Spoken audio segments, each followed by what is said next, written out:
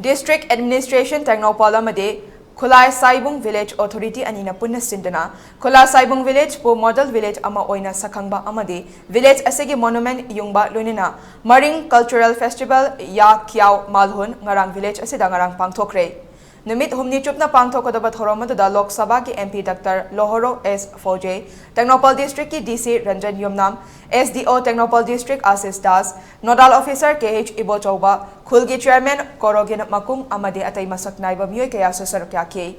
Thoromadugi Sarukamo Oina Maring Furup ki Nat ki Oibajako Isay ki Thorom Su Pangthoki.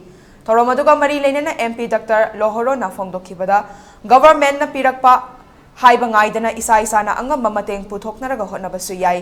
Maag na makata na fongdokibada, kunggang asida ahanba lakpo oina yung pazaba ningtiba village ama oiram gadra hay na kaloy. Adubo, Chingi mapham ayamba lanmei thaduna maru kokthokpa si nungaite.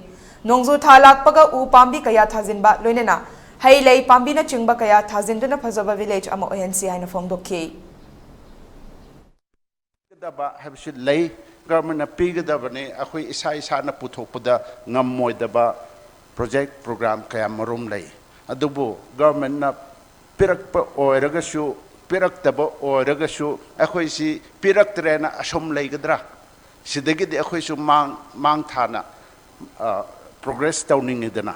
Ado progress daw gihana khalaga di oja na nga sahare thaina oja kikehyuga oja tuizar khoina laga masi khunchi khongna chatlame lalame hana tai hai mayam sit naharon oina nahama oina khanghaudaba uhodaba su lerambe yai adu domain adu matam do hawgre madu gi matungda hajik sumaina noi khunda kana amata su changaktri ngasi sina ahan bani habisi hoi ahan ba habisima leiram matungda ani subada lakadawne aduna ahan basida loy halloisi ahan basina ahawba oiraga akhoi mathang progressi mathang challaga yauba ngamna ba atia sina akhoi gi limit ni development habisidi masidagi loire sidagi pel haba mi laibra america se haju phau pendri ne moi su hena muka chawkhaning